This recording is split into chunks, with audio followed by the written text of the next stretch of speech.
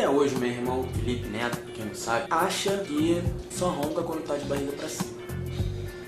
Agora, como eu disse que se ele roncasse eu ia gravar e ia mostrar pra vocês, vou provar isso ali.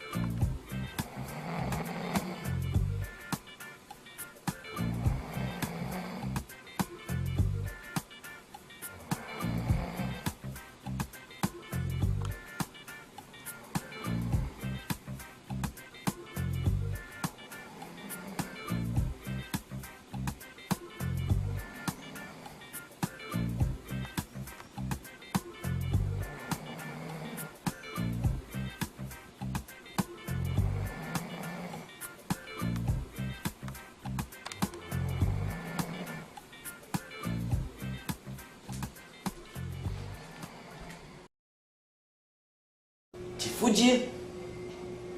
Te fudi. Não é só quando você tá com a barriga pra cima, não é. Vocês viram? É um barulho avassalador que me faz ir dormir sempre ou no banheiro ou no chão da sala, porque o sofá é muito caro, minha mãe não deixa eu dormir no sofá.